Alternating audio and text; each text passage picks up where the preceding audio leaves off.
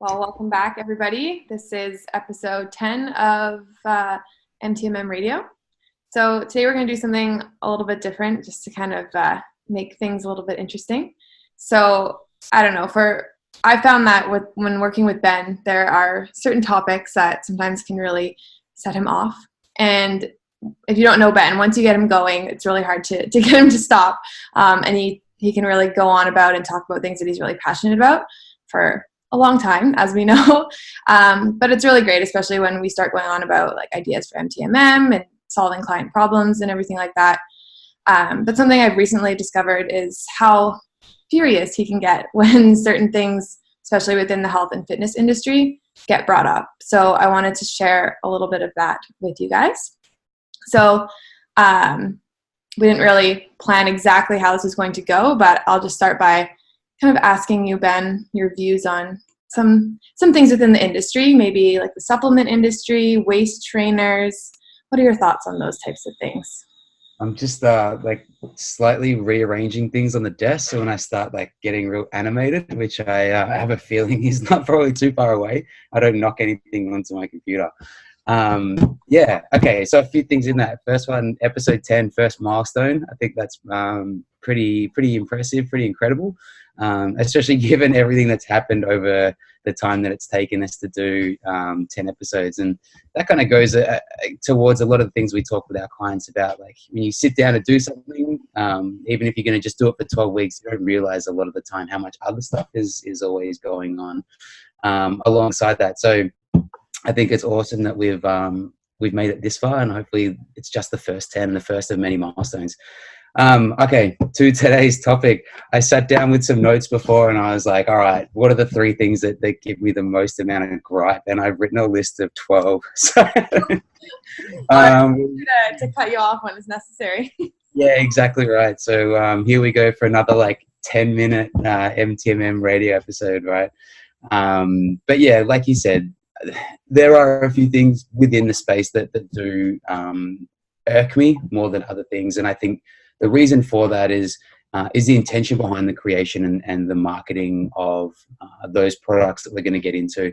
The biggest plight that we kind of see within the industry is that, you know, what used to stand for health and fitness and trying to educate and get people moving and active has just slowly kind of become this big opportunity for, you know, snake oil kind of supplements and buzzwords to really have a small element of people really trying to capitalize off firstly insecurity and then the ignorance of the larger community that are for the most part trying to do their best in order to improve their health. And I think when we kind of look at that, you know, from a macro level, just seeing people getting taken advantage of, really like having that insecurity played on, like there's laws and regulations all through the community on every single industry, whether it's the financial industry or it's more now the banking industry, especially here in Australia, to make sure that that's not happening. And it's still a long way away, I think, the health and fitness industry. So I think for the most part, it is something that I want MTMM to be standing for as a company, is that take it upon ourselves to make sure, number one, that the information we're providing is responsible and rational and backed up by research and science and fact, but also to be leading the industry in, you know, fighting the good fight and calling out all these elements of bullshit that are really systemic within our industry and our space.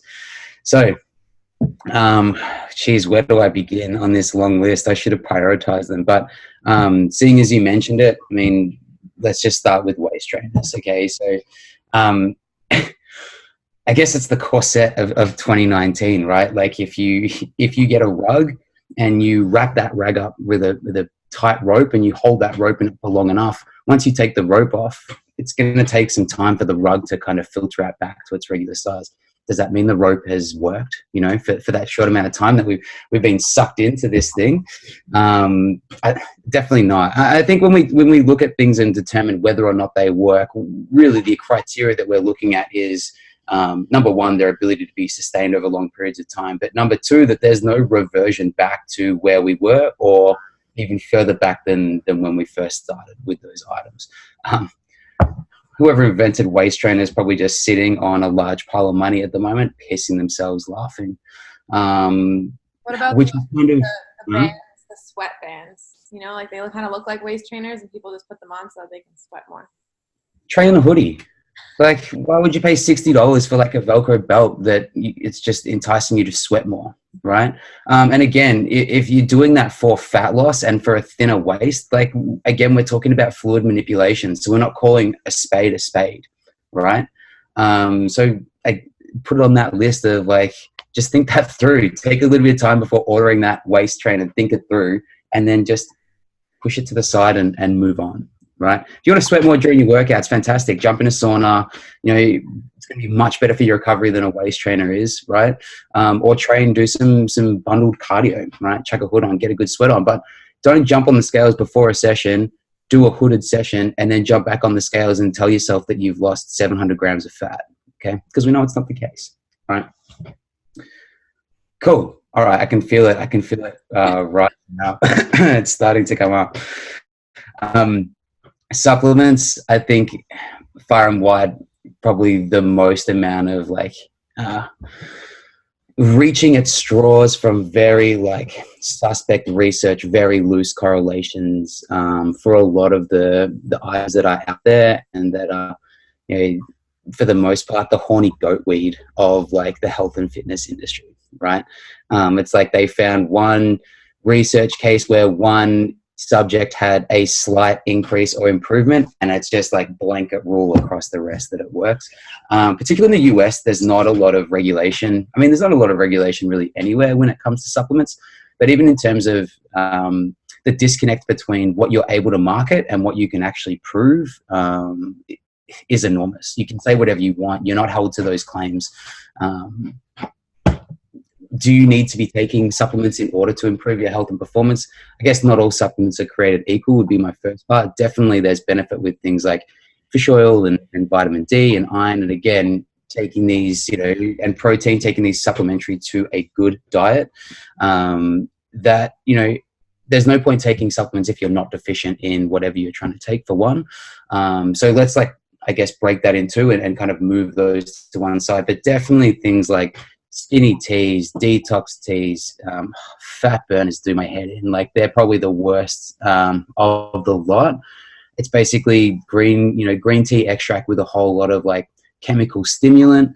And I know we've had this chat before. I can see you smiling because you know what's coming. But you see people at the gym and they're like having heart palpitations because there's so much stim in their fat burn. It's just like, oh, you're good. Yeah, it's good for you. Keep going. Oh, I'm not hungry. I'm like, I know you're not hungry. You're peeing off your head. You probably, fat loss, right? So like that sort of thing is just, again, stay away from it, right? So I've just got some really funny personal anecdotes in terms of the old fat burner stories with some friends of mine. That's and very typical of what we see. Happy to try every single fat burner on the market, but still happy to drink 500 beers over the course of the weekend, right? So again, it's kind of like the fat burner supplement is like the pledge of like the desperate man, right? Wants something, will do whatever it takes to get that kind of short-term success. But again, not looking long-term for sustainability for that kind of long-term, right? Mm-hmm. So fat burners are definitely, don't waste your time. Even in terms of a lot of multivitamins and stuff like that, unless you're getting blood work, which shows, hey, you're actually quite deficient, or there's an inability for you to absorb, whether it be iron or vitamin B or vitamin D, I think you want to do that first before just rushing in to buy that sort of stuff just for the sake of it. But yeah, definitely when it comes to things like fat burners or toning creams, all that kind of stuff is just preposterous. Okay, I think this is my top three. Would have to be social media. Like it, the amount of people on on Instagram who have dieted down, maybe done one bikini comp, and are now selling diet plans and selling macro plans and training programs. Like, it just makes me want to bang my head against the wall. Congratulations, you got yourself to stage, you look good on the day. That is not a certification in nutrition to be able to charge others for your professional advice, right? Especially people who aren't even PT certified, to just be handing out probably the program that they got to others. it worked for me, it's going to work for you attitude is pretty systemic and just not the case, right? And to blow that up even more, this is why there are, you don't need any kind of certification to publish anything on the internet, where this is where you get the extremes and the fanatics of certain like dietary protocols, is because they tried something that worked for them and they just assume it's a universal application for the rest of the population, right? Fantastic that it worked for you. Found something that's sustainable, it's giving you long-term results and success. That's great, but it's not a proponent or a justification, to get everyone else to try and buy into it for the most part. Like, it's certainly not free advice, right? And I think stemming off social media is that whole celebrity fad diet. Like Kim Kardashian selling booty workouts, we know her ass is fake. So like, what are you looking to gain there, right? And on a serious note, someone like Michaela Peterson, so I'm not sure if you're familiar with Jordan Peterson, the lecturer at University of Toronto, got into a whole lot of issues a few years ago when it came to like gender pronouns and stuff like that. His daughter suffers from really chronic autoimmune disease, basically eliminated everything from like red meat out of her diet. And so she's essentially on a carnivore diet. Seems to have helped her. Fantastic. Good for her. Still only been doing it for 12 months. Is that long enough to assess any kind of long-term impact? I would argue no.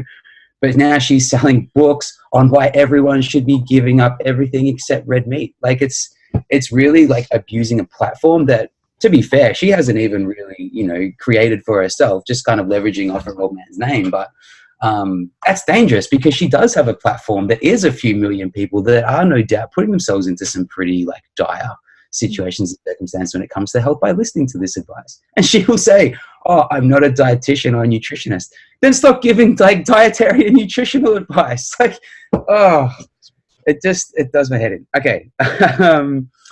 Have you got anything you want to jump in with? Give me a chance to like give a sip of water.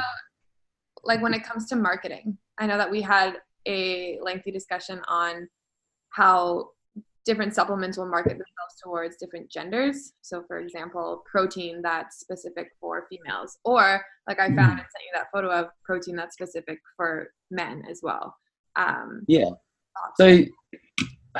Thoughts there would be, we're not talking about the difference between whey isolate and mass gainer here, right? And even the difference in those two proteins is really just the amount of carbohydrate that they're putting in with the supplement in order to boost the amount of calories that you're getting. So, if you've been listening to all 10 podcasts or you've been working with one of us, you're going to know that your weight is affected based on whether or not you're in caloric surplus or deficit. And the easiest way to push someone into caloric surplus is to load up a bunch of sugar into their protein shake so they can have 450 or 500 calories in a scoop rather than just your standard 120 from just a whey protein isolate. What I think they're getting at when they're talking about the difference between protein for men and protein for women is how many calories and a serving size you're getting for each, right? If you had, you took your average man and your average woman, obviously for most men, given the size differential, they're going to have a higher caloric need. But to say that there's a protein that specifically works better for women with the goal of muscle toning, like it's a fabrication, right? It's marketing. It's not fact. Okay. So, and I think protein, it kind of stems from the thought as well that women don't want to drink protein and go to the gym and lift weights because they're going to get bulky or get bigger. Right. Right.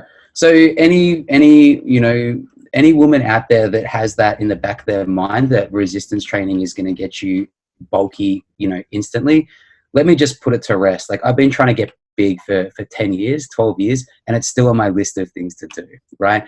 So if it was as easy as you fear that it is, there would be no systemic issue with anabolic steroids, or we wouldn't see SARMs everywhere. The supplement industry, wouldn't be the billion-dollar industry that it is. Resistance training is going to help you shape. It's going to help you grow muscle mass for sure. It's going to get you stronger. It's going to increase your bone density, but it's probably also going to bring, your body composition much more favorably, which is going to show off a little bit more lean mass when you don't have an element of fat between the muscle and the skin. Has that made you bulkier? I would argue that it hasn't, right? So there's my quick rendition on that one. But yeah, getting caught up into gender specific proteins is ridiculous. I mean, what do our trans community take then, right? Do we need to create like a transgender protein for people transitioning from one to the other? Like it's preposterous. Preposterous. Was there anything else on your list that you definitely wanted to mention? I think the other one would be like, be very wary of any kind of advice or suggestion that you need to remove actual food in favor of any kind of shake. Again, we're kind of talking about like affecting that energy balance in terms of caloric deficit versus surplus. And chances are, if you're taking actual food out of your diet and you're replacing it with a shake, really all you're doing is just mitigating calories, right? Again, is having 2 shakes and 1 extremely small meal going to get you success in the short time? Like, yeah, probably will. You probably are going to lose weight pretty quickly if you're bottoming out your calories. But let's chat in 6 months, 12 months, you know. We know that what works is not just an appropriate calorie amount given the individual's history, goals, medical history, that sort of stuff, but also the inclusion of lifestyle and social occasions. And it's hard to be the person that takes actual food to a social occasion. It's even harder to be the person that sits down for lunch and like empties a packet of something into a shake, shakes it, and has had their lunch in 30 seconds. Or doesn't eat at all. Yeah, exactly right. And we know, you know, if the process of getting you to where your goal is just miserable, like how much fun do you think you're going to have really trying to sustain that success, right? And I think that's something that often gets overmissed is people are willing to put their head down and run through a wall if it can, you know, short track their journey, but you'll get to where you want to be quicker, but you'll be worse than where you started even quicker than that. Exactly. Right? I think that's where the danger is, and that's what's frightening, is that there's a lot of these things being marketed out there that do work, but like you said, they only work for the short term, but those are the only results people are seeing when it's marketed on social media and whatnot, and that's what people are after, because we've just become so obsessed with getting these really quick, fast results that we're not thinking about 12 months, 24 months down the road, what's going to happen to us, right? I think the other issue when it comes to ignorance within the community as well is like, until you really start working in the industry, you just don't realize how widespread the use of like androgens are, right? And I think that it's kind of like this dirty little secret within like most elite sports, right? And definitely you look at us and you look at weightlifting, and CrossFit's just announced like another kind of six popped athletes from the games, and you start to realize that you need to be quite careful what kind of individual you're comparing yourself to. Is it a fair comparison? If someone's, you know, selling you a fat burner and they're really just like loaded up on SARMs and clenbuterol, it's like, you know, it's not a fair comparison, right? And therefore, like, when you're that loaded up on tests that you're an IFBB pro, it doesn't matter what you're eating, really. It doesn't matter what your workout routine is, right?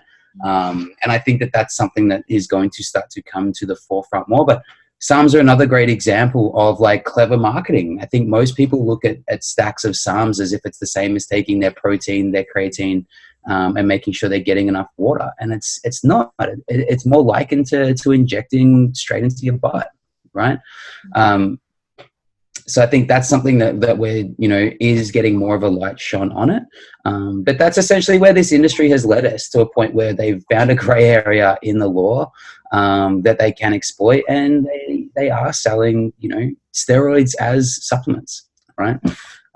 Which is just disheartening to see. I mean, you know, this is kind of setting me off too, but the number one use of drugs in US high schools is androgens. It's testosterone, right? It's steroids, because these kids are trying to get into college so badly that they're not smoking pot or doing pills. They're loading up on roids, okay?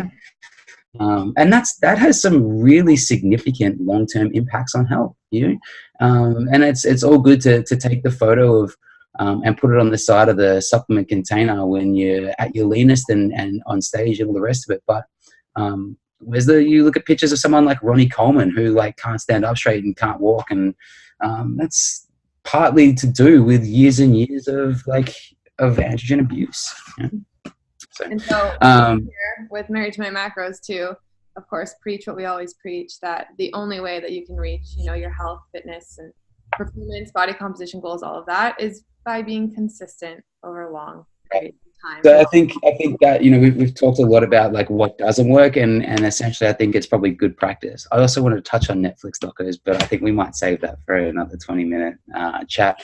But yeah, we've talked a lot about like what doesn't work and what to be careful of, and the fact is we should finish on what does work. But what does work is so unsexy, right?